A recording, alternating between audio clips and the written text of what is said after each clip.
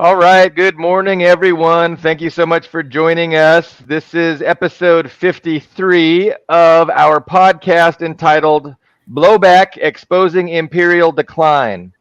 So, there's been a lot of Imperial decline over the last few days, and we're going to discuss that. My regular co host, Carlo Parcelli from Washington, D.C., has made it today. Awesome. Ben Toth from Paich, Hungary. He has made it. And a special guest, Ian Comer from a suburb in Moscow, is gracious enough to join us. And okay, so we titled our episode, today's episode, the Super Bowl Massacre. And that's just in reference to the new Israeli offensive, on the refugees in the southern part of Gaza. So we're definitely going to be discussing that issue as well as a whole bunch of other things that have happened in the last few days. Um, By the Go way, ahead. there was a hashtag as well.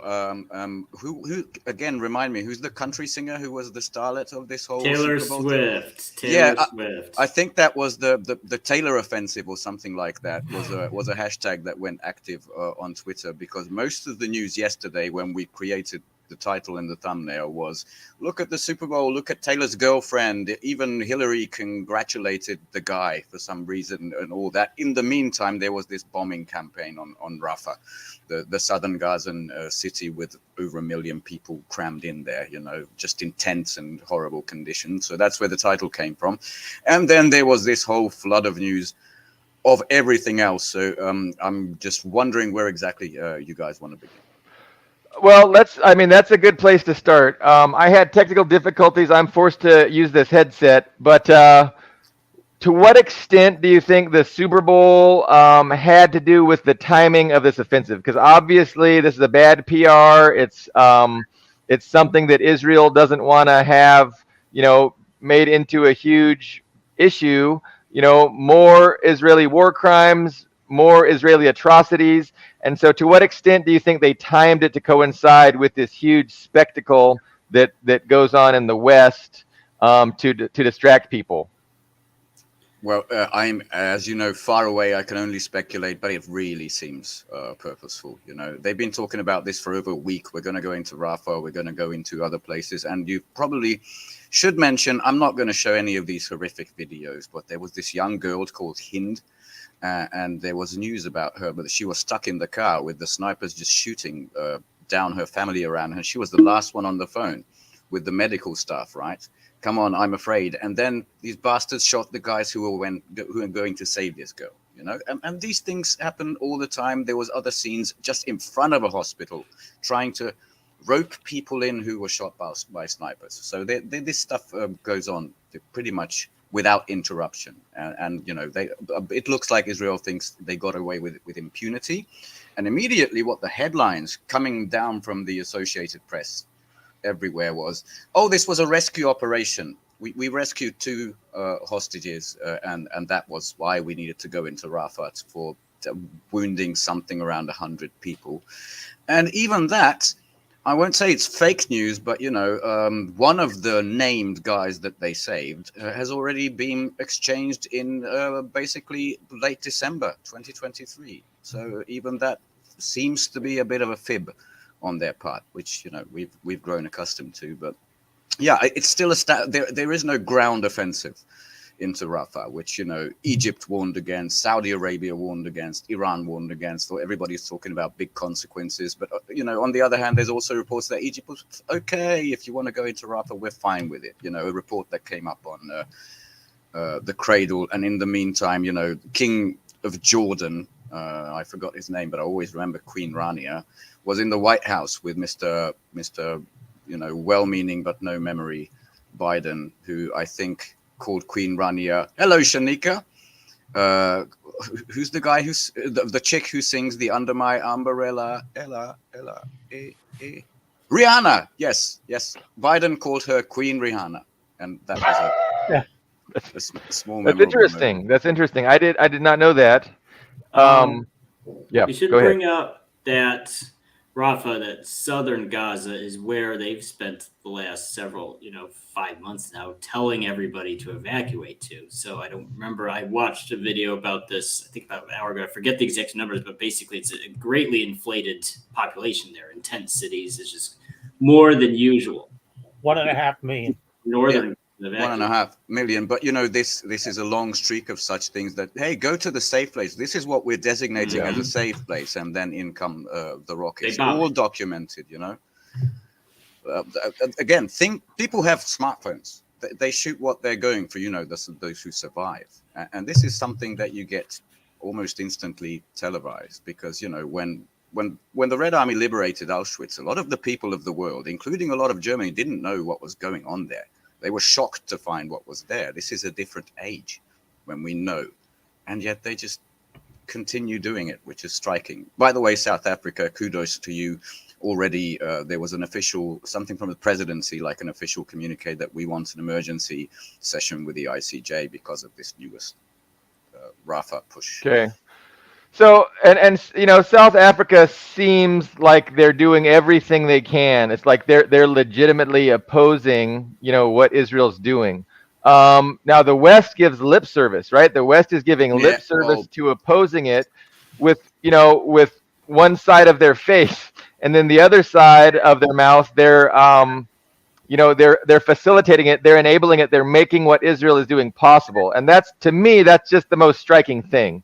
Like, I just can't get my head around how, they think they can get away with saying they oppose it, but they don't do anything to actually stop it. So how can you say that you're against what Israel's doing when you're supplying them the weapons and the aid and the political cover to do it? Like, you don't. But Cameron was the latest, right? I was reading your weekly summary, Ben, and it looked like Cameron was saying, "Oh, I'm really against." That might have been on Telegram. It might not have been your weekly summary, but they, he was opposing it. But in reality, of course, those are just empty words. Those are lies, really. All the Western hand-wringing about, Israel really, we really oppose this. Oh, it's all Netanyahu. Like, that's bullshit, Absolutely. What I saw was from Biden that he's very shocked and he wants guarantees of the safe passage or safe something with the refugees, the innocent people who were there, but he didn't do anything to stop it. And then I watched the snake-looking guy, not Kirby, but the other one, Miller, maybe, that guy. And there's this really cool correspondent who's always at the presses. I'm sorry I don't have like a clip of it, but he said, what sort of leverage did you use?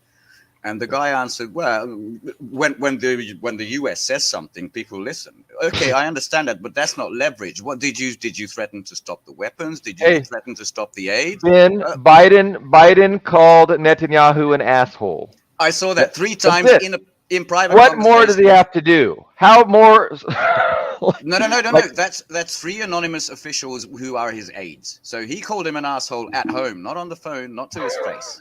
Assuming he said it at all, and that's not a deliberate leak, which I think it is. Because, really, we see Biden in public. He can barely string a sentence together. I mean, it's entirely possible they leaked this as, to signal. And the big thing is, so, like you said, it's the willingness to supply weapons, and they are willing, and they're not going to use. There is leverage if you're supplying weapons. That is leverage. I can cut off your weapons. They're not going to use it, clearly, at this point. The other thing is they have the capability to do this indefinitely and the large part is because Ukraine and Israel are going off of different stockpiles. There's a divergence in the weapons they're using. Ukraine is an artillery war, and from what I understand, most of what we're providing Israel is JDAMs and that sort of thing. It's a bomb different. War. Yes, so so they can supply both indefinitely, I think. Yeah, you mean walk and chew gum at the same time. Well, yes. According to analysis. People like Scott Ritter said that they don't have the weaponry actually to back up the money they're sending them. That the stockpiles are played out, and that they can't produce 155 millimeter artillery shells for Ukraine at any reasonable rate. That in a year's production from Ukraine would be, I mean, for a year's production by the U.S. going to Ukraine would only last a month for the Ukrainian military, that sort of thing. But we also should point out that the Senate has now passed the resolution to send aid to Ukraine. I think $60 billion, to Israel $11 billion. Now it goes to the House. I've been told it goes to the House for passage. Then it would go to Biden's desk for signature. It may not pass the House because of the MAGA Republicans, right, Billy Bob, the Trump people. You know, I wasn't certain. I know it narrowly failed in the House, 49 to 51 or something like that, a couple weeks ago, and now it's finally passed. And so I'm not certain of the prospects in the House. I know it is a lot of the Republican pro-Trump people that oppose it. At least they give lip service to opposing it, you know, because Trump has been opposing it. But if they're going to be able to, you know, actually, you know, get a majority in opposition, I'm not sure. Do you have an understanding of what they're saying about the prospects of it passing the House? Do you want me? Well, I mean, anyone. I haven't heard, so I'm not sure if they're saying it's not likely to pass the House or if they're saying it is likely to pass the House. I honestly don't know. 50-50. Based on the headlines, some of the, you know, Republican close things, and also RT reported that expected to fail. And the other side, the Dem sort of Ukraine side, says it's going to be put to the test. That's pretty much what I can tell. There's definitely the anti-Biden faction that doesn't want Biden. They want to have ammunition against him coming up into this election. You know, they want it to be a debacle. So they're going to do everything in their power to not let it pass, to make it a big problem, you know, for Biden. But it's still going to be a problem for Biden, even if it does pass. So, I mean. Well, so go ahead, Ian. Essentially, they talked about it in the Senate, and then they picked it, so they got something that looks like what both sides will support and push it down to the House with that, you know, fingers crossed that they'll pass it. And the big thing is, you know, we've talked about this before.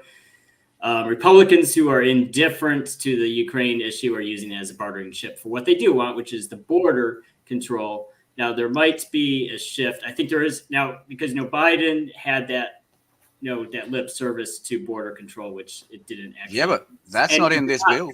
Well, no, that's my point, though. It didn't address anything that Republicans actually wanted. It was kind of farcical, to be honest. So it seems like there's the shift. There's been a shift in strategy. They're saying, okay, we're not going to try to resolve immigration now because Biden is not going to play ball. So we're going to use it as election fodder. So that might change their tactic and what they do with Ukraine, too. It's possible because they're not going to force the immigration issue now. That means they might, at least some of them might switch and support the bill without, and then use it as use the election separately, or excuse me, the immigration issues separately. Down the instantly after, and this passed like the last maybe 4 or 5 hours. It's relatively fresh. I saw one of the arch neocons, I think Bill Kristol or one of these really ancient ones, roll up a roll of fame, hall of fame, or honor roll, I think he called it, with all the Republicans who basically switched sides.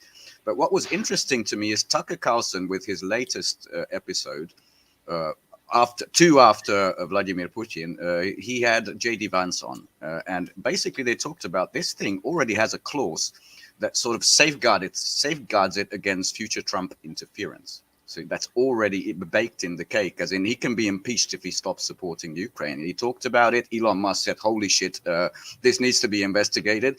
And some of the usual suspects, you know, Ben Hodges and people like that, McFaul and all these said, both of these are traitors to America. So that's a very interesting aspect to this thing. It's already future-proofed against a president that's not elected, apparently. And you can actually check the wording I did. It's in there. So how great of a democracy is that, where elections can't change policies? Like, come on. But that was kind of what I was wanting to hit on today, was just to talk about, you know, how obviously this whole process and the whole foreign policy, none of it is democratic, right? It all is discussed behind the scenes with no transparency. The objectives and the methods and the strategy, they're all design, all those things are designed behind the scenes, and then they roll them out and they shove them down everybody's throat. And anybody that dissents gets, gets censored, gets marginalized, gets attacked.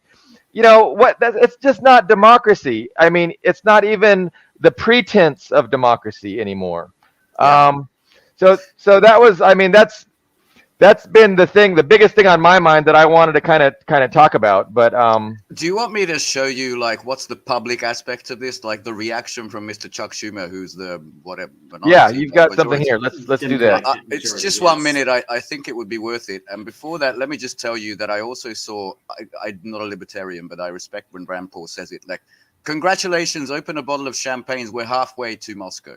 He said that. That was kind of cool and on the nose. There's no sound. Shit.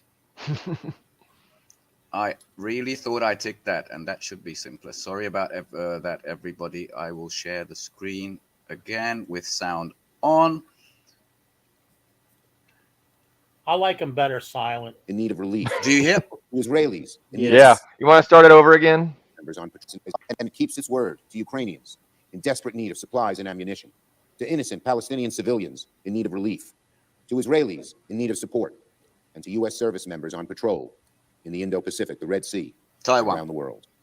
Today, we make Vladimir Putin regret the day he questioned America's resolve, and we make clear to others like China's President Xi not to test our determination. And we send a clear bipartisan message of resolve to our allies in NATO. With the strong bipartisan support we have here in the Senate with this vote, I believe that if Speaker Johnson brought this bill to the House floor, it will pass with the same strong bipartisan support.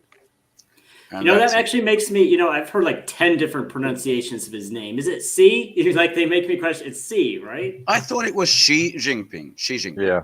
It's like Is it Xi. C?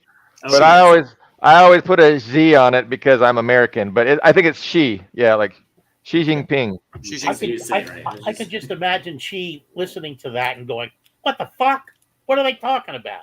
What aggression?" Do you know what a I dam, miss? a bridge, a school, a hospital? Is that aggression? But I wanted to point out that the difference between the bill passing in the Senate, obviously, and is that we were talking about is that they've cut off the immigration part, which just leaves the aid for the three countries or the three regions: Ukraine, Israel, and Taiwan. So, what connection does that have with Trump's statement that if you don't pay your fair share, which is the percentage of your GDP for your own defense into NATO, the U.S. isn't going to protect you, which would eliminate virtually all of NATO in Europe. No one, to my knowledge, with the possible exception of Finland, maybe, I don't really know, is actually paying their allotted amount of their GDP into their defense. So how do you associate that with the fact that now the MAGA Republicans don't have that immigration chip to hold up this legislation? Is that a Trump play to further hold up the legislation that they're not paying their fair share? Because that's a piece of information that the general public in the U.S. doesn't know, but now they know it. Now they firmly know it. Well, with the whole NATO thing, it's interesting because I remember I was in the, at 18, I joined the Marine Corps. And, I remember, because, both as a civilian and, and in the military itself, no one really talked about, no one really cared. We vaguely knew what NATO was, but it wasn't like a constant talking point in the early 2000s. It was all America, America, America, I mean, the only time I really even saw a reference to NATO was when we went to Afghanistan. You get a little blue and white ribbon, and that's your ISAF ribbon. It's of course the same. It's NATO by a different name, ISAF. But it wasn't a constant talking point. It's very much, the U.S. establishment has very much switched to a kind of. I mean, it is different culturally different than it was in the Bush era, for sure. I think that started with Obama and accelerated with Biden. So Sure. Trump has been consistently kind of opposed. I don't know if I would say. I would say opposed to NATO. Trump has been consistently opposed to NATO and this idea of a transatlantic alliance. He's been opposed to that, since he was running for president in 2016. And recently, very recently, he's taken a lot of heat for some comments that he said about was he goading Putin and Russia to take out some NATO? No. Basically, it was like one of his events. So he was at a stage, he improvised this stuff, and some he's back in Europe, and some big European countries' leaders went up to him, and he said, "Yeah, if you're delinquent, if you don't pay, will you still defend us in this hypothetical?" And Trump said, "No. In fact, I would encourage." He didn't say Russia. I would encourage your enemies to do whatever the hell they want with you. My take, as the outsider, as Europe, this has nothing to do with the immigration thing, the southern border thing. What Trump sees is numbers, profits, right? Ukraine has turned unprofitable. I think that's pretty obvious to the number crunching people. The Middle East is increasingly turning like that. So where's the money go? Well, it goes into NATO. And they're saying, well, maybe we should cut that money, keep it for whatever he plans. But I love that it sent shockwaves. Like all the European leaders were in an absolute panic, from Donald Tusk to Olaf Scholz. We have to go it alone. We're on our own. Look, this is the end of the Euro-Atlantic Alliance, all of that crap. And in the US, like two places, they subtly ran this list. Look, a visual comparison. Who plays what into NATO? Like shaming the little or the poorer countries into it. Like, hey, Trump said this, but look at this nice chart we have here about who pays and who's kind of freeloading. So, well, I like that.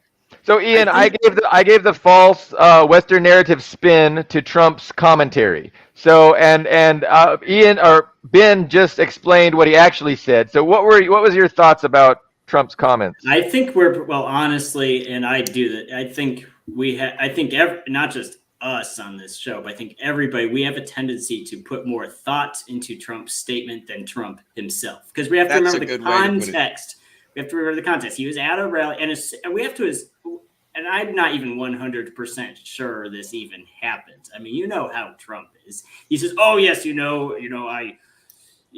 Oh, do you mean the conversation with the European leader? Well, no, it's entirely. I'm not even sure that happened. He said it happened, but this is right. At a rally, and if you watch the video of when he said that statement, people cheered and laughed because that he knew his audience. Those blue collar people he's talking to likes it. We say, I went to those stuck up Europeans and told them, well, and I told him who's boss. Yes, exactly.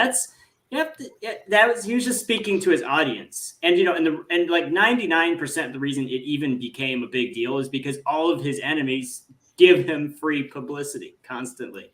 Not even in the USA itself. It's just everybody's giving him free publicity for this, which honestly, I'm not even sure he writes his stuff down before he goes to these rallies. I think half the time he just goes up there at the microphone and just makes it up as he goes along. I think that's essentially what happened there. And there's something refreshing about that. There's something refreshing about that unscripted, off the cuff. You really find out what's going on in his head, kind of thing, or at least, what he thinks people want to hear. I mean, that's refreshing. I have very close friends who are definitely working class people in North Carolina and a couple other places, and I do see their perspective. If you're a typical working class person making under $30,000 a year, there's a lot of appeal to a guy who goes up there and at least gives lip service to the idea, hey, I'm on your side. I'm thinking about you. No one else in American politics even pretends to care about those people. And how does he pretend to be on their side? By pretending and maybe not even pretending too much to be anti-establishment, to say that, hey, the establishment is awful, and that's what really, really, really, really resonates with people, because they hate the establishment. Everyone hates this fucking establishment because it's obvious that the establishment isn't of, for, and by the people. Like, that's obvious. NATO is the establishment. Well, I mean, it's like I was saying, NATO is just like, I think the average American is like, why is NATO? I mean, it's not even American. It's just like this big, globalist thing that we're spending money on. We talked about this last time. Exactly. Yes. It's multilateral. It's like the UN. It's that big alien sucking out our funds. Yes. Yeah, the weak-kneed Europeans what's interesting about it is this is a Bannon tactic, and what it's done is taken a kind of right wing element and turned it into something that's actually palatable, populous, more popular. And what it arises from is, I think, is that Trump, when he went around with his father to collect overdue rents from people living in his father's ghettos, favelas, or whatever you want to call them, he learned that if you went in with a couple of starkers, a couple of muscle men, a couple of tough guys, you could get the rent. It wasn't a much money. It was, but that's the way Trump thinks. Money is money. You got the $135, and you moved on to the next one and added up. And I think that's what he sees happening with these European countries, even threatening to at least from a political dimension for his audience, saying he's going to make them pay for their share, or he's not going to protect them. That's a way of collecting the rent, and that a little bit of that money is he sees it as some money that the U.S. doesn't have to put out, and that will help him politically when he gets elected. He can turn to that and go, even if it's true or not true, look, I got them to pay up, even if it's even if Lithuania pays the $96 it owes, look, I got them to pay up. I think it's got a kind of Bannon flair to it. So it strikes me as being almost a totally political move. Whether he could make that stand up. I don't. You might be right. There's this aspect of refocusing, because most of the GOP's narrative is all these freeloaders and Democratic voters flooding in through the southern border. They're freeloaders, and from there you go to the freeloading Europeans. Right, exactly. So it's an interesting refocus. What I'm glad of is it pretty much refocused Europe away from Tucker, because I'm just going to read you 3 headlines from one place, that the shockwaves that this sent down. The UK's basically illiterate leadership. Trump is no aberration. America won't guarantee our safety. We must. Is this how Europe ends? Trump's NATO warning is a wake-up call. Trump's NATO comments condemned as strategically illiterate. And a fourth one, US message to allies, you're on your own. That's by Edward Lucas. All of these are from the Times of London.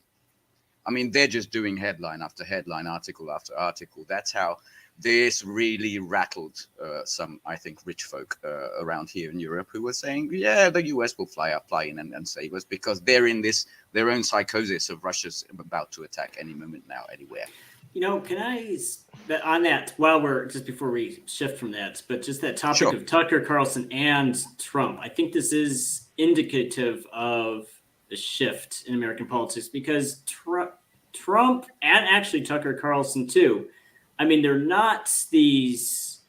were never these far right populist extremists. I mean, Trump is he's a sleazeball for sure. It's not Businessman sleazeball. Yeah. But he's a New York real estate mogul. Anyone's been to New York, especially the upper crust of New York, can tell you it's a pretty liberal place. I mean, you have all these upper crust Jews, or the entertainment industry. I mean, because he's got wait. He came from the Dem, but he came from the Dem side, didn't he? He was once considered a liberal. And because the entertainment industry is, one, very gay, and it's very liberal. So I mean, and that is the ecosystem that Trump crawled out of. It's not some far right 4chan type place at all. It's not. It's Jesus. Just, this is the first time we've referenced 4chan. And yes, it's a record for us. It's we're saying with Tucker Carlson, he's a California guy. His father was a diplomat and a Voice of America, talking head. He's not a super far right wing 4chan guy either. But I think when you have, what's interesting to me is now, I don't think this would have even been true 10 years ago, but you have these what are honestly from an American perspective, center right figures being branded as far right extremists, I think that's significant. The same goes on in Europe. Basically, all of these far right is coming for your children. It's everywhere. It's just like, well, what is if Tucker Carlson, snooty California born with a silver spoon in his mouth guy is far right, then what does far left look like? I mean, pretty honestly, much Bernie Sanders, I guess.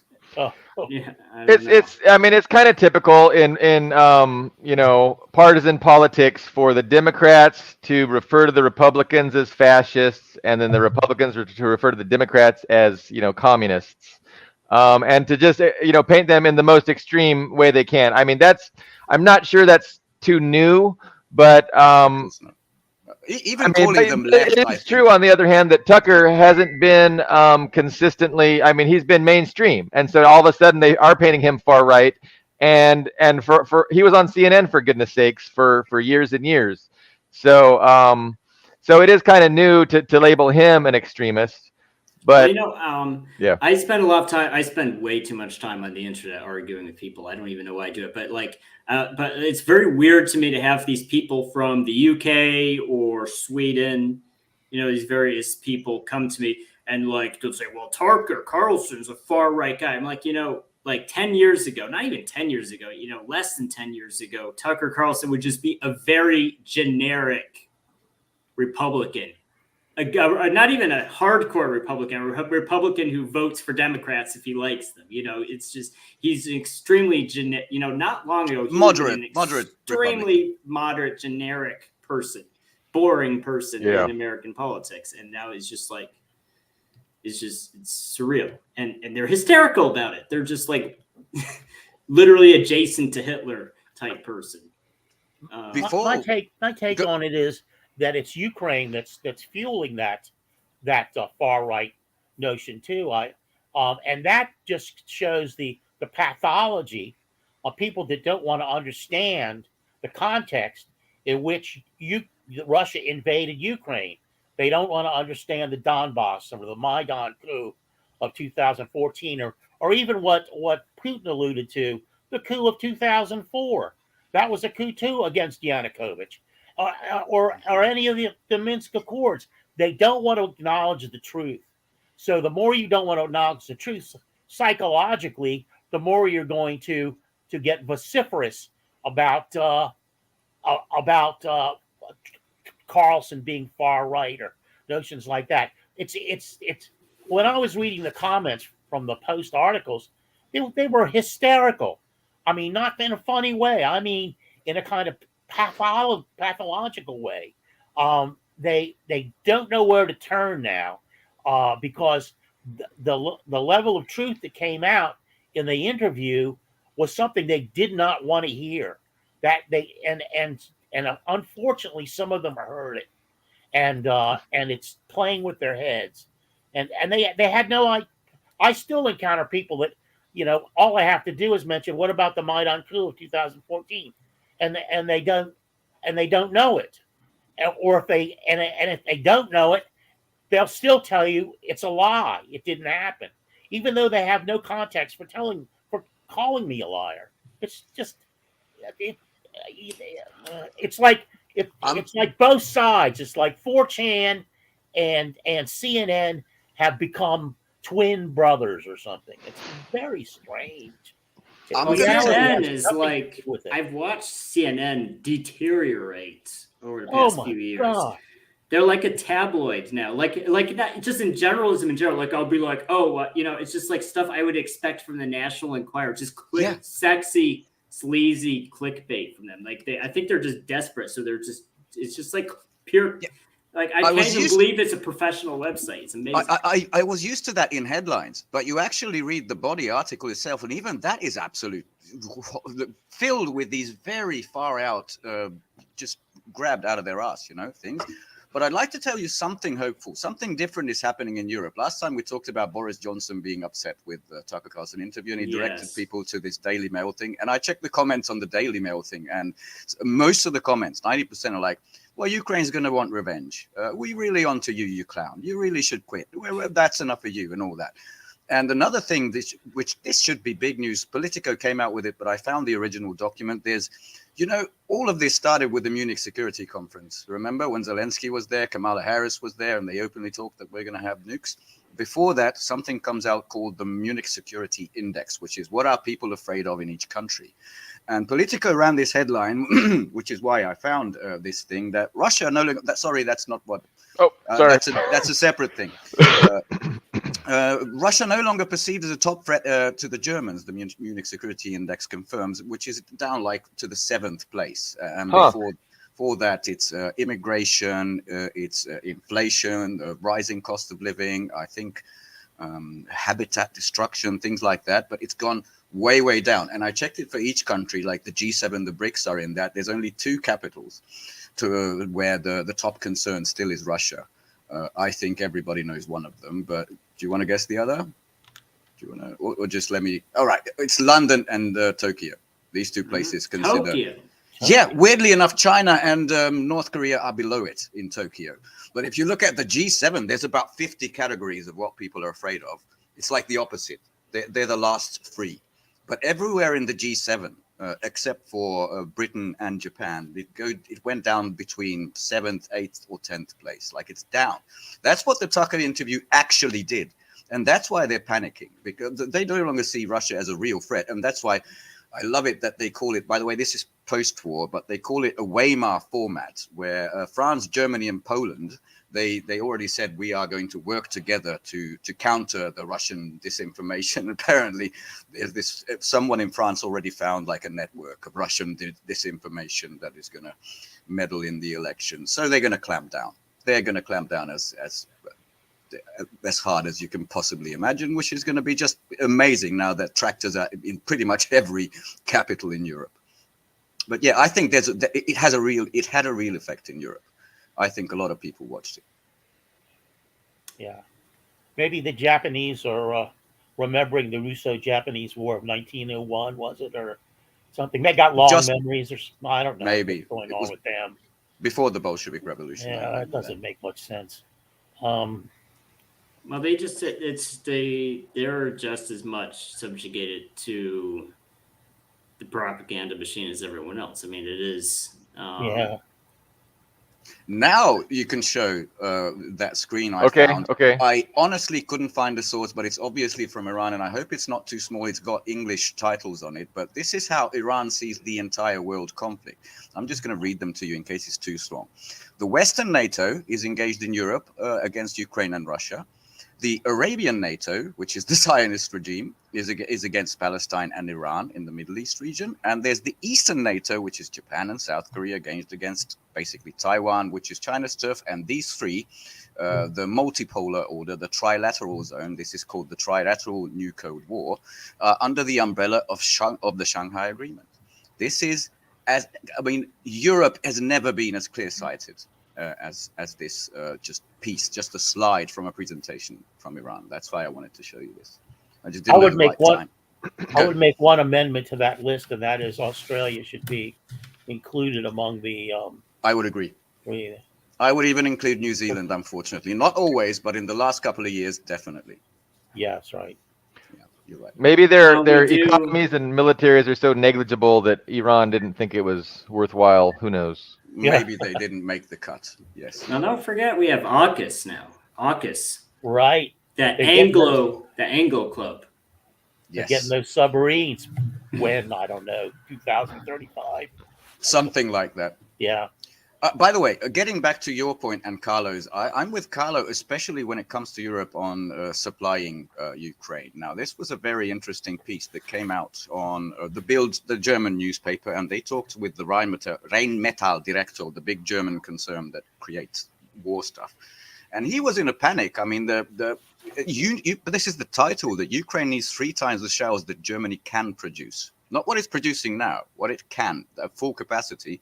And the number was that if we ramp up everything by 2025, that's next year, we will produce 700,000, whereas opposed to Ukraine needs 2 million a year.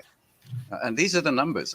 This is what Ritter said, and I tend to agree. But even if they can supply these big bombs, dumb bombs, spark bombs to Israel as indefinitely as they want, I don't think they can supply this regime any further. Not for long at all. I mean, they have post-war plans now. The Rand Corporation, who had that big study of, what do you call it, extending Russia. Now they're talking about the post-war. We need this thing to come to an end as soon as possible, because the longer it goes, the more negative it is to us. They're talking about that. They want NATO to basically supervise all the weapons transfers to Ukraine, because it's not clear where everything got lost. And the final piece I read, and that's from Narishkin, who is the SVR, the old KGB, the intelligence guy. He said they want to introduce a viceroy next to Zelensky in Kiev. Viceroy is just a term here, but basically someone who's daily access to the president, who can overview all the military decisions. They want to supervise the shit out of this. That's not looking good. Sorry for shifting. No, well, let's focus on this issue, because we see dual narratives, and they're competing narratives, and they're mutually exclusive narratives. So on the one hand, we have Scholz preparing his country for war.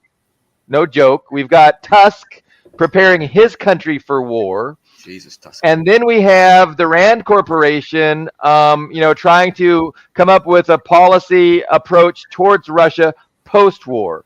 So, I mean, what is going to happen in the near future? I mean, is it going to expand? Is the war going to get bigger?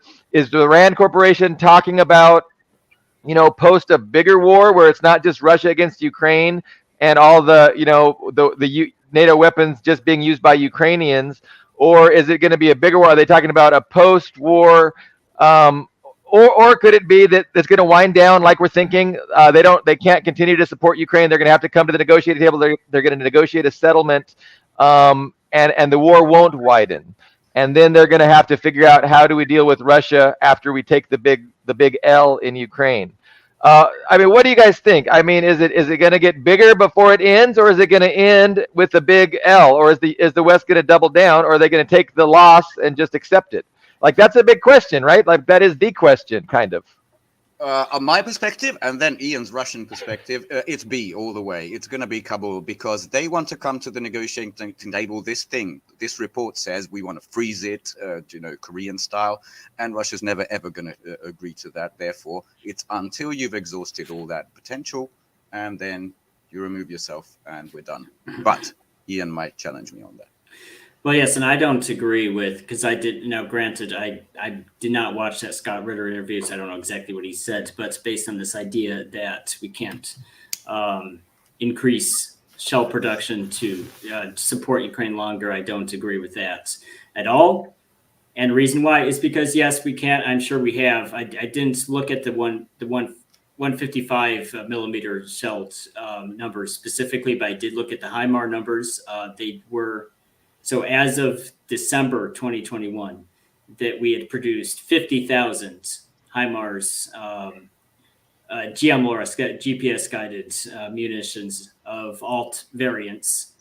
And so 50,000 isn't a lot, right? So it's always kind of esoteric munition. It is expensive and in extremely finite quantities. However, so we were at that point producing about 6,000 a year. So as of from what it looks like from the website, from the manufacturer's website, they had produced about 10,000 in 2020. The previous year, I think it was 2023.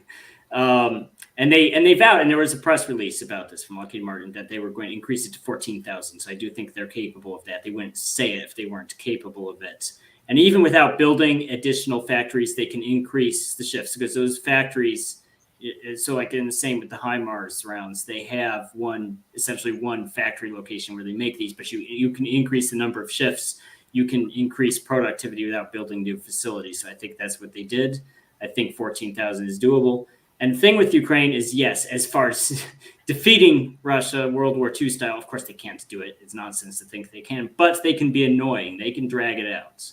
And you don't need, to actually win an offensive or to even hold your ground and not lose anything. They would need to at least match what Russia is producing. They can't match it, but they can produce enough to be annoying. I mean, even when Russia is outproducing them 5-1 or 10-1, they can still produce enough shells for those counter battery missions to harass advancing Russian forces. They can produce enough to be annoying. I'm not sure. I mean, I saw, of course, corruption is in it, but they didn't do Dragon's Teeth because someone didn't allot money, as in just defenses.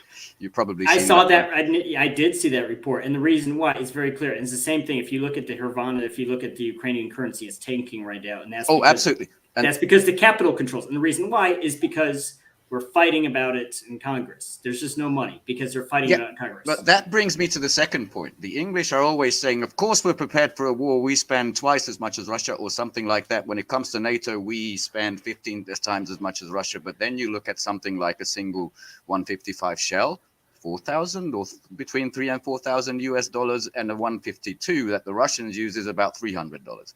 And you can do that for tanks. You can do that for anything. And basically, you're paying 10 times as much, between 5 and 10 times. Hi, Russian troll.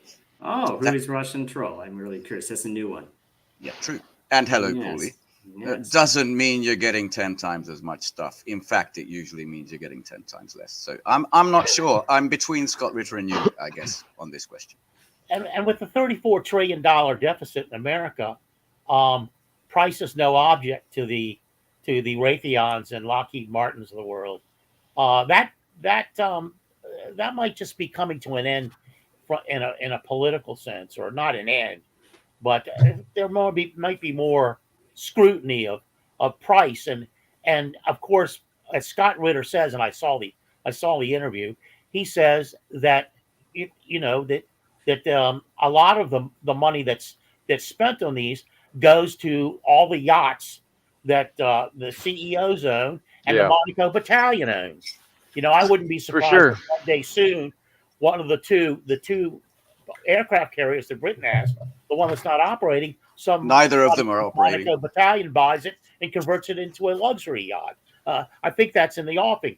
What Scott Ritter said essentially was what Russia was going to do was going to go all the way to the Dnieper on the eastern side, and take out and take the southern part of Ukraine also, including what's the name of this city? Odessa. Yeah, Odessa, and leave a landlocked core that could survive as Ukraine, and that's essentially what he said the movement would be, and I kind of think that's a possibility. Though the way the Russians are going about taking ground now is really, it's excruciatingly painful to watch. It's just going on. It drags on and on and on. Of course, it is winter. It still is winter in that part of the world, so it's limiting the combat, options. But anyway, that's essentially what he said. All the way to the Dnieper on the east, and all along the southern shoreline at Odessa, which is obviously to prevent Ukraine from knocking out ships and attacking Crimea, and that's knocking out ships of Sevastopol and attacking Crimea with drones.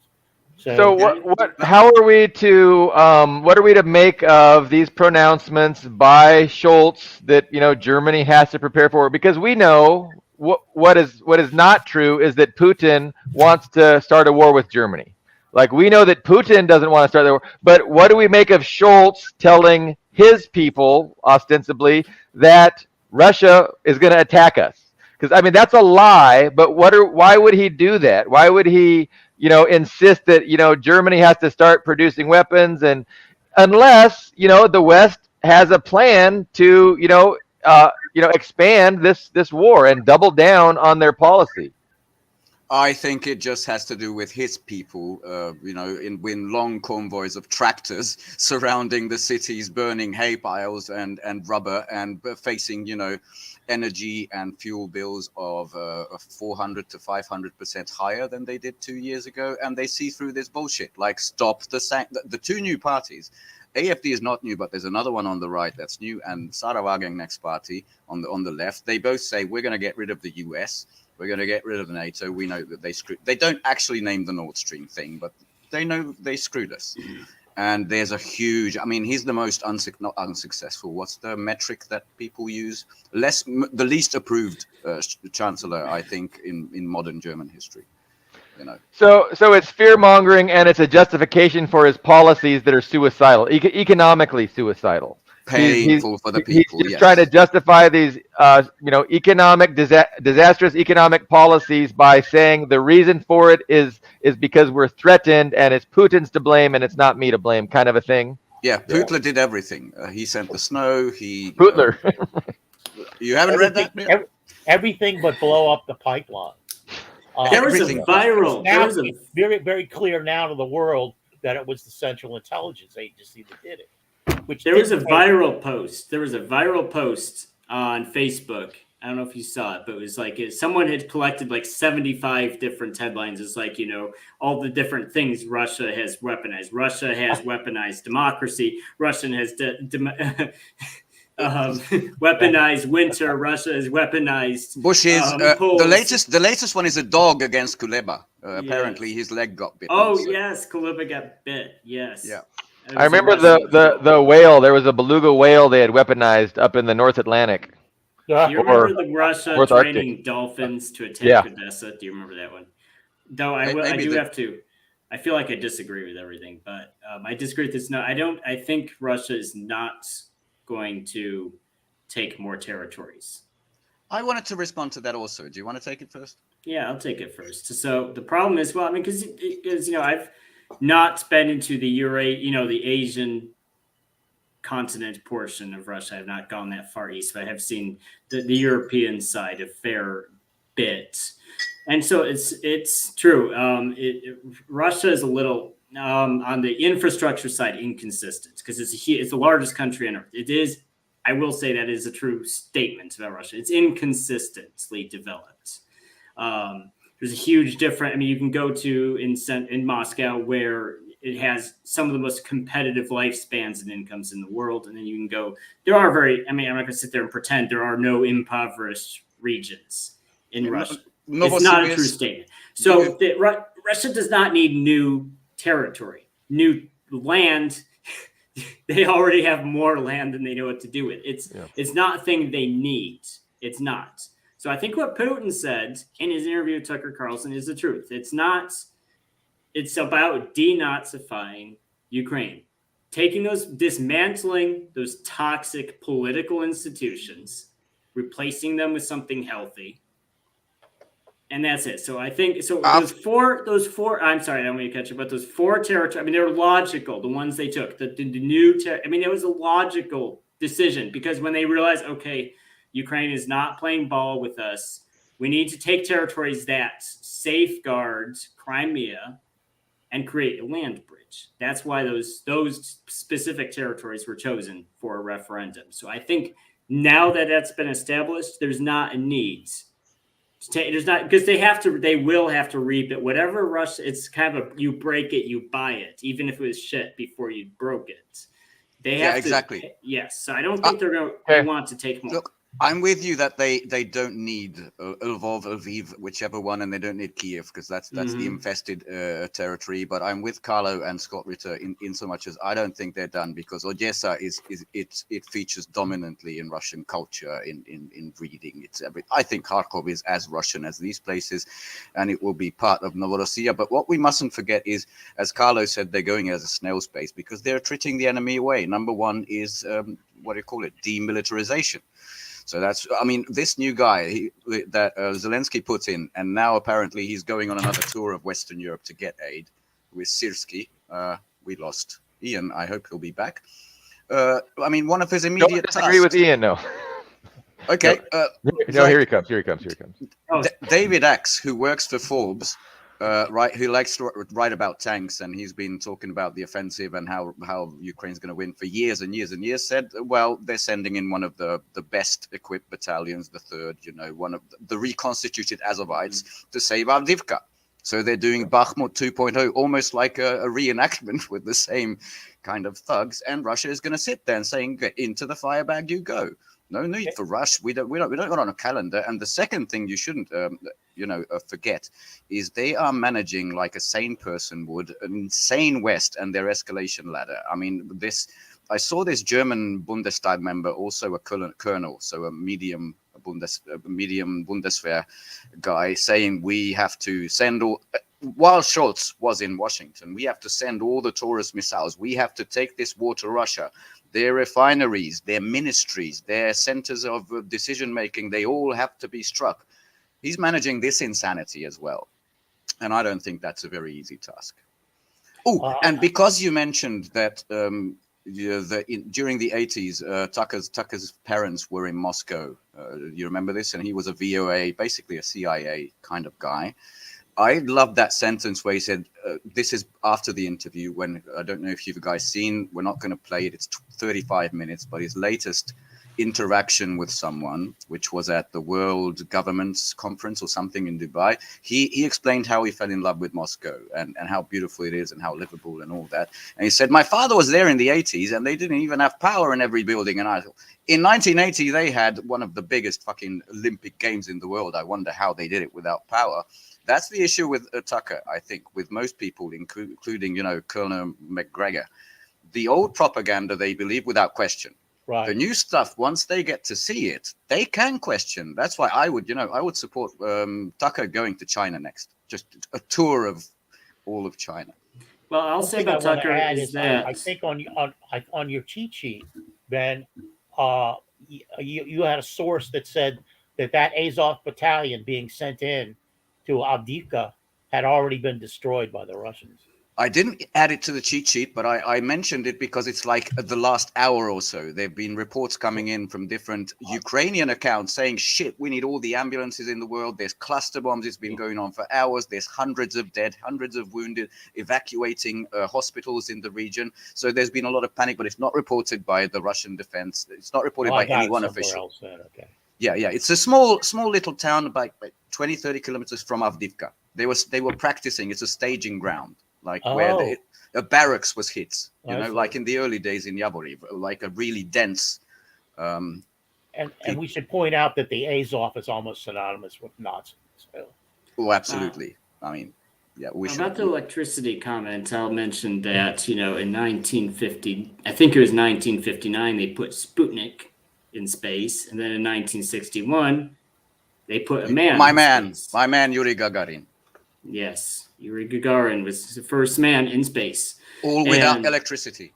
Yes, well, Moscow did apparently. And I'll mention real quick that I think it's not even Tucker Carlson's fault because Tucker Carlson is older than me. I think he's about 50, close to 50? Around there, I put him, but I don't know. Yeah, so I think his father was around the same age as Biden. And the problem with Americans, including myself, is that our parents were one of the most anti-Soviet, anti-Russian generations to ever exist. And I think when you're that deluded, you can see Russia for yourself. And the propaganda blinders are so thick you don't even see it. And I do think that was a red-pilling experience for Tucker Carlson because, I remember when I first saw those leaked photos that someone had taken of it at Bolshoi Theater, I saw exactly what was happening. Russians were introducing him to Moscow, that crown jewel of Russia, and he was falling in love with it. That was the intent, and they knew he would fall in love. He was very impressed. Of course, Russia doesn't all look that good, but it's 54. Thanks, Shaniqua. It's 54. Thank you. Yes. But yeah, so that's the generational problem. And, I think Tucker Carlson he saw Hungary and realized Hungary isn't, he's met Orban. He's done broadcasts from Hungary before. And he realized Hungary isn't this horrible dictatorship that's just it's just the most evil place on earth. And he's seen Russia. Yeah. So anybody related in any way to Tucker, send him to China, please. Yeah.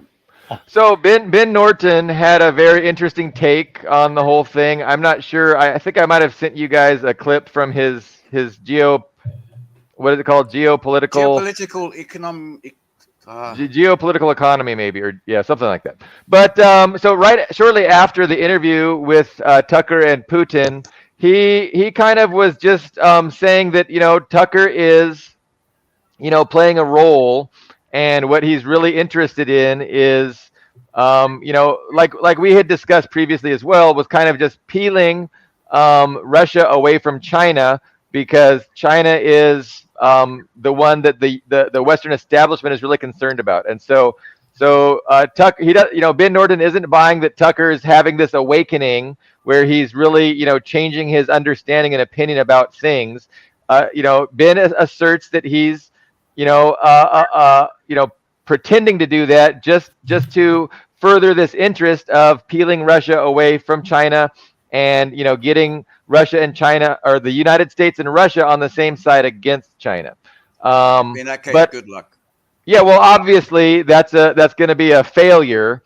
But so it's curious. Like, I mean, who knows if what's really going on? I mean, it's hard for me to have certainty that Tucker is being authentic, because if he's being authentic and his eyes are opening to the idiocy of U.S. foreign policy vis-a-vis Russia, you'd think he would have that same epiphany about China. Like, and our relationship towards China is ridiculous. Like, you'd think he would understand when Putin tells him we're hurting ourselves with our, controversial approach towards China. Not controversial, but our hostile approach towards China is just hurting ourselves. And you'd think he would get that. So why doesn't he get that, Ian? If you think he's authentic, why doesn't he get that we're hurting ourselves in this economic confrontation against China? Why do we have an economic confrontation? Why don't we have a better relationship where it's peace through mutual prosperity, and we're benefiting from China and China's benefiting from us, and that's a good thing to promote? Why isn't Tucker doing that? Well, I think it goes both ways, because Russia is a reflection of us, right? So Russia is it's a European country. Whether I know the Garden of Europe, those people from Spain and Germany. No, they're an Asian country. That crazy French-German woman, I forget her name, who said, Russia is Asia. It's very much. By the European. way, they did that before the Soviet Union. Yes. In especially in Britain, the Asiatic hordes. It was already the propaganda. Yes. So, but it is a European country. It's very much it's us. I mean, it's like me as an American, I came to Russia for the first time in 2021, and it's just like it's weird because it's different. It's very different from the USA, but it's also the same. It's quite a surreal experience. So I think it was the same. So it's kind of entertaining for me to watch Tucker kind of going. You see the wheels turning in his head. And that's it. And I watch him and I understand. It's like he's having like sometimes almost the exact same thoughts I had when I came to Russia for the same time. China is, it's a different, and the thing is, I think we tend to reduce countries and entire cultures of people to the lowest common denominator. So it's like this idea that Russia and China are best buddies. It's just not true. They're very polite and cordial with each other. They've had conflicts and problems in the past that I don't think they are in the future, but at the same time, they're not best buddies, and they're not similar to each other either. And here's the thing, and I'll say this about China too. So with Russia, they did, I think Russia was willing when we pissed them off. I mean, because we were killing people in Donbass. Oh yeah. We were. I mean, because there's a few things, and I think I wrote this actually right at the beginning of the special military operation. There's a few things that will really trigger a Russian, tearing down monuments to the Red Army soldier will trigger. It's a slap in the face. And of course, killing fellow Russians, because I think they have the ethnic identity much stronger than Americans. And I think even Western Europeans, they have the ethnic identity. They see people, even if it's not in the same political state as them, they'll see there. Even Serbs, I'll meet random Russians on the street, like a Russian taxi driver, and they'll ask me about Serbia. Like, they were really upset about Serbs being killed when we bombed them in 1999. It's something to get really upset, even, more than 20 years later, they get really upset about it. So, right. Modern Russia's history. Yes. And so the thing about China is, I think I think Tucker could be convinced that, I think at this point, I think even Tucker Carlson himself has moderated his opinion. He's he's noticeably less of a war hawk than he was even 3 years ago. He still talks anti-China, but he's not he would, if someone suggested, oh, let's go to war with China, I think Tucker Carlson would oppose it. He still doesn't like China, but I think China could also meet him in the middle. Because at the end of the day, I'm in Russia. I know Russians were interested in the idea of bringing Tucker Carlson here, showing him Moscow, showing him Vykusny Itachka, showing him Bolshoi Theater.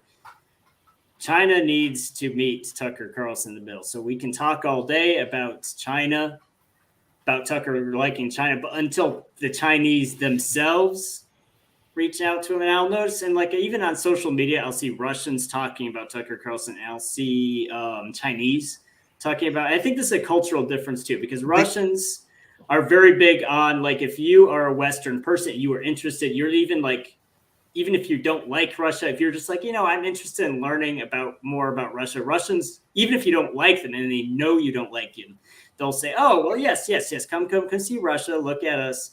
And they'll try to impress you. They'll try to win you over. Chinese are more insular, I think. I know they were a lot behind less. the Great Wall. Yes. So I won't make reaching statements about China, because I'll be the first to admit I know 1% of in comparison to what I know about Russia. So I think Chinese, if they were interested in reaching out to Tucker Carlson, they could. But they need to. I think they're even less interested in media power than the Russians are. But go ahead, Carlo. Yeah, I just wanted to say several things. Actually, it's like it's like if you don't understand that Russia leans toward Europe, you never heard of Peter the Great. You never heard of Catherine the Great. That's just silly. The other thing, the second thing I wanted to mention was China. If Ian's absolutely right. What is the paradigm that rules the world now? Science and technology. There's a commonality, a cultural commonality there that is all over the planet. That's what everyone is striving for, whether it's for bad or good, whether it's for bombs or dams. So that's another thing. But the one thing I wanted to mention, and it goes back to, is that it's a little premature to say that Russia has taken back the 4 regions it wanted to take back, the Russian-speaking regions in Eastern, because all 4 of them still have, Zaporozhye, for instance, still has much of its occupied land, untaken. It's still in Ukrainian hands. So it brings up the question of the difference between negotiation, settlement, and surrender. And I think that's what Ritter is talking about. I think he's talking about the fact that right now there's no grounds for negotiation. There's only grounds for surrender. And what's required for surrender is more conflict. And I think I think that's at a certain level a valid distinction. So I'm with you. But that, a defense, I mean, of what Ritter said. Lavrov and Peskov both said that, in order for us to negotiate, you have to take these new realities into account. And as long as you're not going to do that, it's just meat into the grinder. And I'm still on plan B, as in it's going to be a surrender one way or the other. But let's go back a little bit to China, because I found some interesting. One of them was the eastern regions of Russia. I mean, Sergei Karaganov, the very important person in Russia, had this big op-ed in RT saying why we should permanently abandon Europe. Russia should permanently abandon Europe. And I'm guessing that it's a popular opinion. We've been fooled too many times. We just tried to cooperate. They didn't take us, and we should absolutely orient ourselves to the east. There's this massive land, everything from the east of the Urals is different parts of it, Siberia.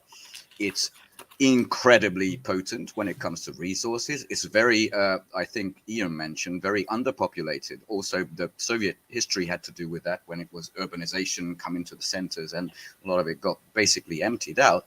And Russia and China are working pretty much hand in hand, I think, to develop that region in every possible way, from industry upwards, just as China has developed, not just energy. But if you go to Harbin, which is close to the border. It's a Chinese town. It's half Russian, and the culture is half Russian. You can see videos from people there in the winter celebrating. And apparently the Russians are now going to the island of Hainan. It's just one trip there, and that's where they're celebrating there. There's been a huge reorientation. I don't think they're going back, and Europe kind of needs to, I think, take this new development into account. Is what I wanted to say on that. Hope it was coherent. So I think it's true that they're reaching out to Eastern economies, but I think we're overlooking the West. And I've heard this from what I consider very reliable sources. The Russian attitude is that at this point, because Russia, or Putin himself is a Germanophile. He loves Germany. That's where he works famously. Yes, he worked in Germany. He's a Germanophile. Some of his best friends are German. He spent all those years building relations with Germany. But at this point, tell me, Ian. I mean, I've seen some interviews. How disappointed is he, especially with the Germans right now? I think both Putin and Russians in general are. I think it's fair to say a lot of Russians, beyond just Putin himself, are Germanophiles. That Germany has always been kind of this fascinating Western culture to Russians. It's like, and I think they have a lot of negative stereotypes about themselves, but they look at Germany as kind of this perfect, they're great engineers. They're very smart. They have this perfect, clean society that doesn't have all the problems that Russia has. So they kind of idealize Russia. I think that goes back a long time. I mean, even during what Carlo mentioned, Peter the Great, he reformed the Russian military. And what did he do? He took words and ranks. He took a lot of German ideas and Russified them, applied to them to Russian institutions. So I think with Russians, they look at other cultures, say, oh, I really like these ideas. This particular group of people has them. And so they'll take those ideas and apply them to themselves. That's something Russia's always been very good at. So I think there's a lot of disappointment with Western Europe and Germany in particular. So I wouldn't say they're necessary. I mean, so yes, they are looking east, but they're not looking only east. I think they're looking at the USA. And I've heard this from what I consider very reliable Russian sources. They have this idea that, right now, the American government is insane. It's just crazy. Yeah, there's no one to talk to. Putin said but eventually it'll be replaced by a sane government. So that's why they're going out of their way to not burn bridges with America. There are a lot of different ways they could escalate confrontations with Americans if they wanted to, and they've gone through great pains to not do that. And so I think these people who've told me this in Russia are correct, and they're speaking for Russian attitudes in general, that Russia is just waiting this out. They have this idea that Americans will eventually be less crazy and go back to because traditionally Americans and Russians have had a very friendly relationship up until the Cold War. Up until that point, Russia and the USA always had very good, for the most part, always very good relations. So I think they're waiting. They think, okay, once you get a new government. The famous photos in World War II, where did the two armies meet? On Ellis. On the Elbe? Not Ellis. Elga, yes. Elba. Elba. The Elbe River. Yeah. The Elbe River. Yes. And in fact, I saw I think a few months ago, there's it's kind of a modest little monument, but it shows American soldiers and Russian soldiers shaking hands at the Elbe. But yes, that's it too. But they've kind of washed, I think it's true. They've washed their hands of Europe. This is their fanatics down to the core. You either have to denazify all of Europe, which is not humanly possible for Russia to do. So they're just going to wash their hands of it. But they're ready to reestablish, I think, when the American political establishment is ready to reopen relations with Russia. They will be waiting for that, and they'll be quite happy. And is the West just going to try and maybe wait out Putin and hope his successor is more open to Western, a Western relationship that is that gets Russia to be less friendly with China? Because that's really what the West wants, right? The West really wants a Russia that's going to embrace the West and turn their backs on China. And so maybe they're hoping, yeah. Again, if good we luck. wanted to embrace Russia, we wouldn't turn away Russian immigrants. You know, we wouldn't. Yeah, Shanika, So I think the answer is that because we have to consider. Say that one more time. If we wanted.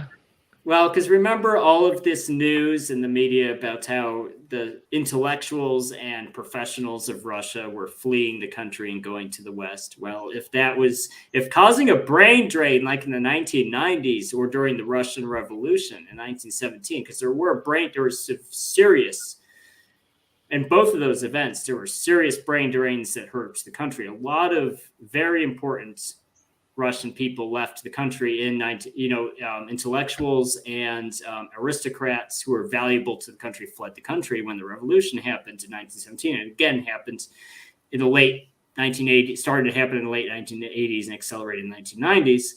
Those hurt the country. If we wanted that to happen, we would just say, if you are a Russian and you want to come live in a Western country, we will embrace you. You can open a bank account. You can do whatever you want to get a job, whatever you want. We haven't done that. Not anymore. And who's that crazy chess master? Not even technically Russian, but he's still around. Kasparov is still absolutely mad that he's going to basically balkanize and tear Russia apart, and Putin's going to be dead. He's still active.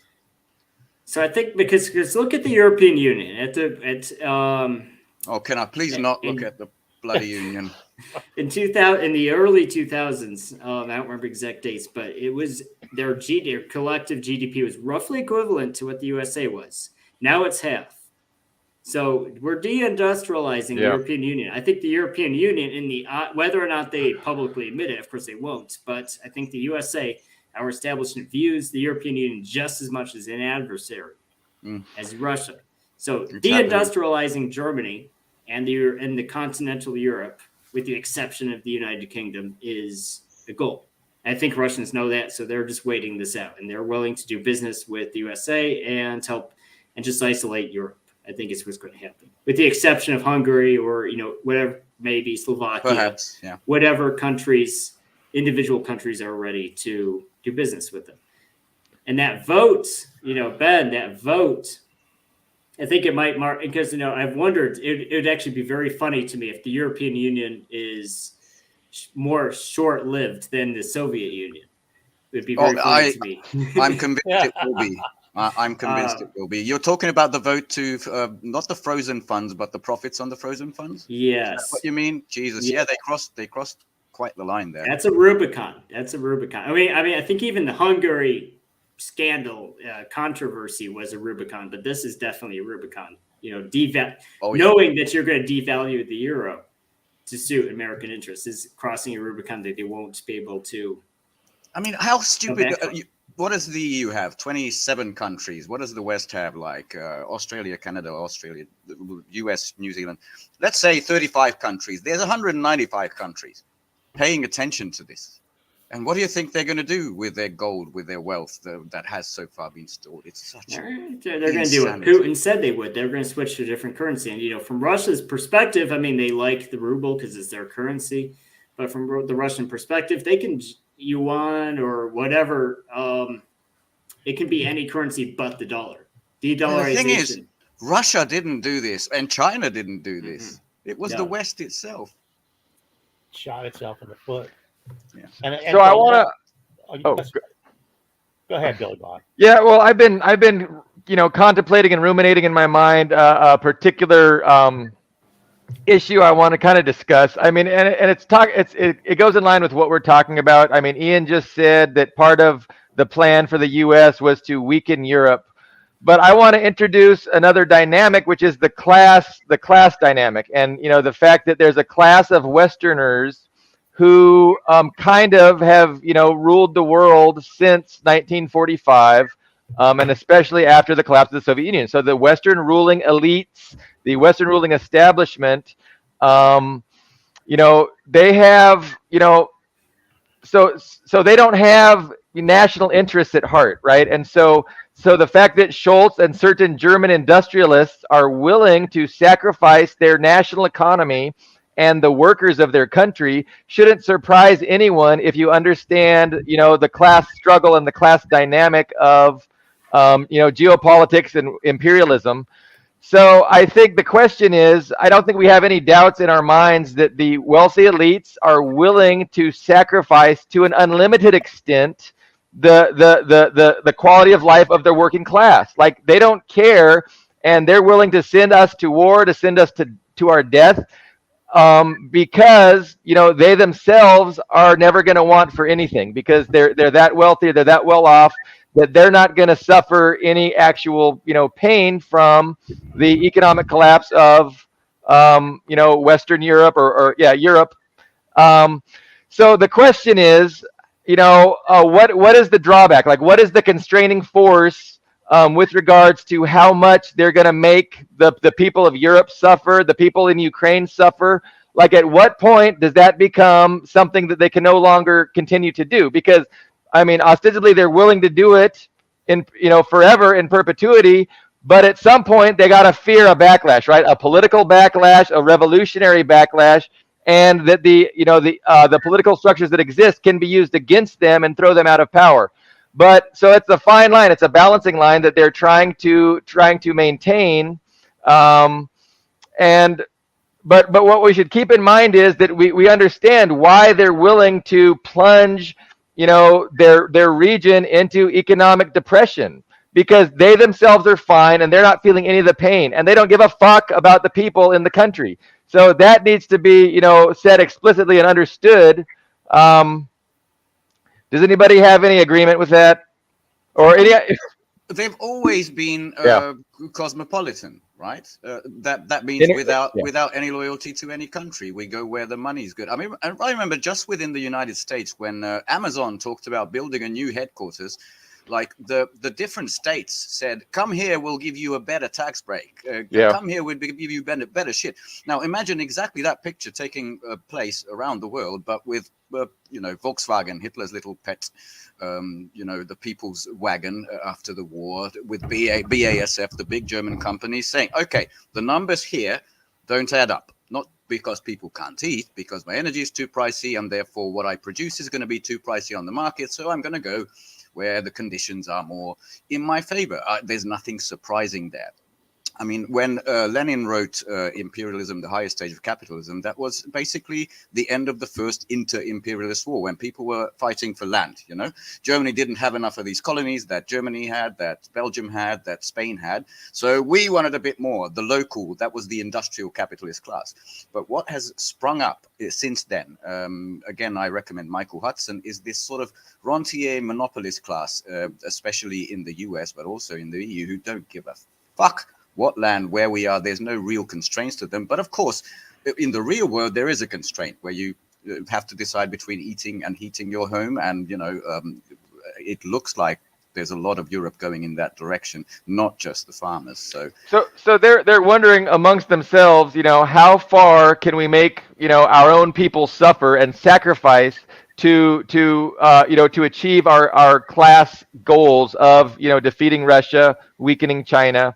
And so, they don't think in that terms. They think in terms of money. The hegemon thinks in terms of they're an ocean power. I have to control all the trade lanes, all the energy in the world, and if I lose that, I'm going to lose a whole lot of cash. 34 trillion in debt. That's going to be a real catastrophe. And we can order different people to different monetarily better positions. Is the way I see it. So come here in Arizona. We'll make a chip factory here. Obviously, it's not playing out as planned, but that's sort of.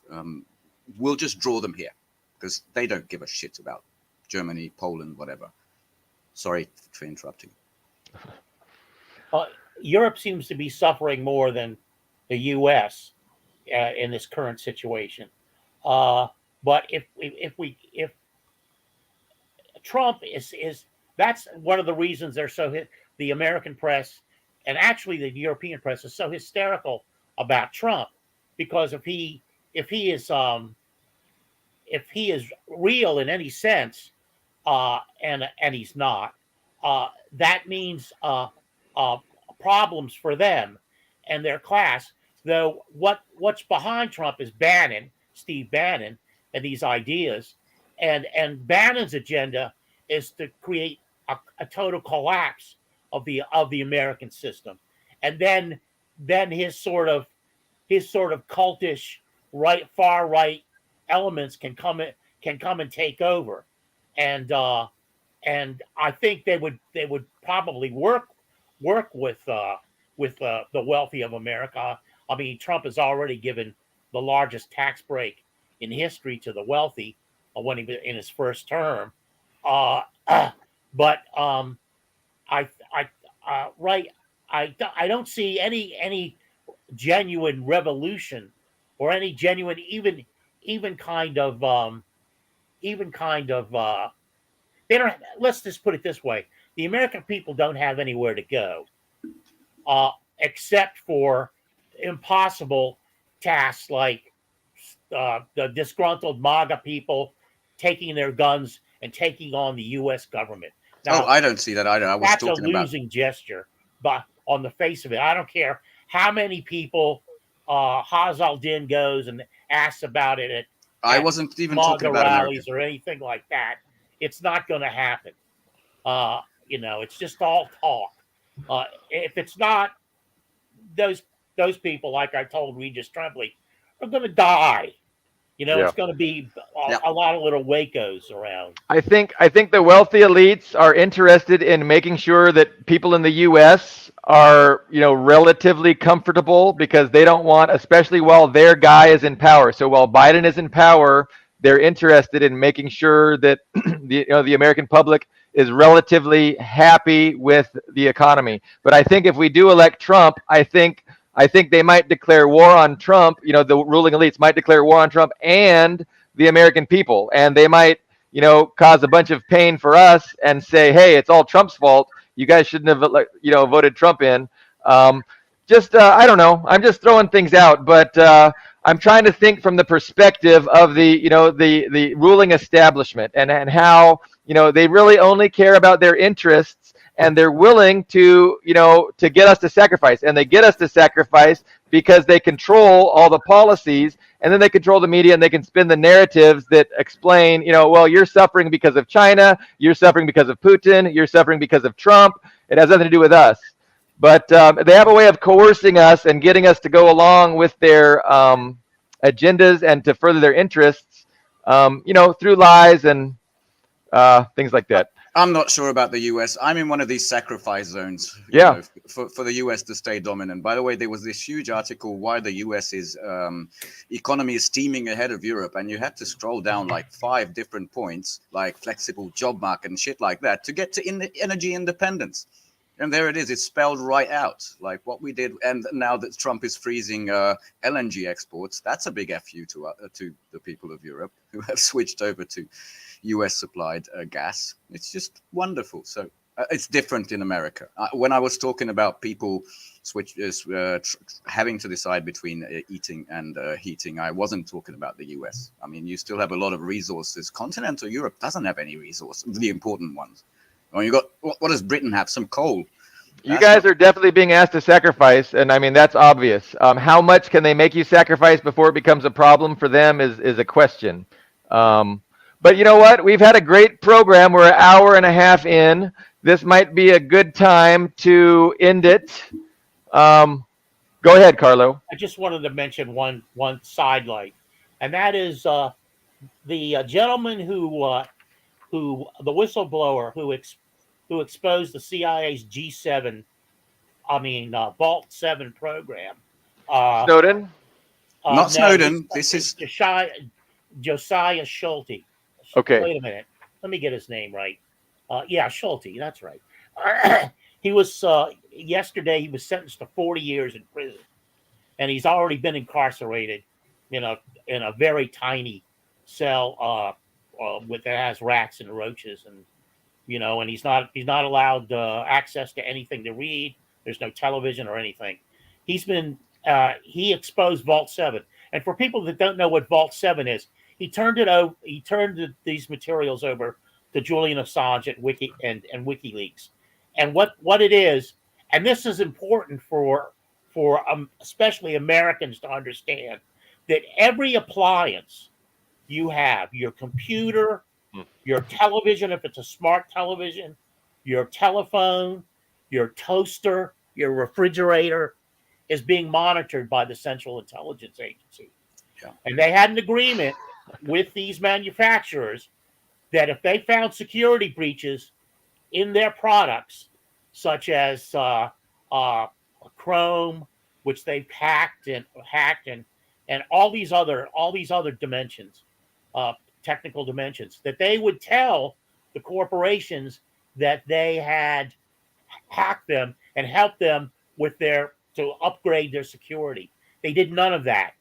They did none of it. They're just domestically spying on every American, every appliance you buy. The stupid little, I don't know what it is, the things that Amazon sells that you talk to and it does these tasks. Or Siri, maybe that's the Microsoft Siri, yeah, one, they're all monitored by the CIA. And this guy just got 40 years for exposing for exposing criminality. In solitary, 40 years. And he's a young bloke from what I understand. Yeah, he's a young man. So it And makes you they think. didn't convict him materially. This is what's wrong with the jury process. They convicted him on the fact that he's a computer genius. And since he's a computer genius, he must have been the one that did it. Because he maintains his innocence. So he's jailed as a hacker rather than a whistleblower. Yeah, I just want to point that out. Yeah, no, good point. Also explains why they were allergic to Huawei. You know, they really tried to destroy it in the last couple of years because they couldn't find a backdoor. And my finishing thought, and then I'll pass it on to Ian, who really has to pee, ladies and gentlemen. Just what finishing thought is there is also some justice or good news in the world. Kaja Kallas, who is the Estonian prime minister, very skinny bitch, who has practically destroyed a whole lot of memorials and graves to Red Army soldiers that liberated that land, has been now basically on the list of how do you call this, wanted people issued by the Russian foreign minister, as well as some secretary of state, I don't know who, but these two people, and Maria Zakharova, the foreign ministry's spokesperson, already said yes, and this is just the beginning. And what the crime is, I think, destruction of memory, something like so. Not simple vandalism, the destruction of historic memory. And if Maria Zakharova's right, there's more of this to come. Then I couldn't be happier. Over to you, Ian. Well, the thing is that these historical monuments have treaties. Basically, every single one. Germany has treaties with Russia. Everybody that has a graveyard or a monument that's relevant has some sort of treaty protecting it. You can't unilaterally decide I'm going to change or rip down, and especially when it comes to human remains. You can't just say, "Well, I don't politically agree with Russia, so I'm going to rip up these graves and move them." That in particular. I mean, because Estonia and the Baltic Tigers. I'm sure Beth and Pat, you've heard that the Baltic Tigers. I haven't actually. You haven't heard about the Baltic Tigers? The midgets and the political gnomes. I think the people's poet Medvedev called them that. Well, Google. I'm telling you, Google Baltic Tigers. You see all this praise about how the Baltic Tigers are going to become economic superpowers. I mean, they've been tearing down Red Army monuments for years, but this latest move to actually dig up the graves of people, war heroes who died liberating that territory. That's offensive. It's very offensive. It's more offensive than just ripping it. Because if you rip down a statue, okay, that's controversial, but it's not the same as a person. You're taking up a person and desecrate. It's grave desecration. Yeah. So I think they have every right to be angry about it. So that's my 2 cents. No, I agree. One thing I should mention, there's a very good article about Schulte in Covert Action Magazine, Lou Wolf's magazine online. Covert Action Magazine. So I endorse that one too. Thank you, Ian, for joining us again. We will have you back soon. Ben, Carlo, thanks as always. So we'll be back on Friday, probably, most likely. Thank you very much.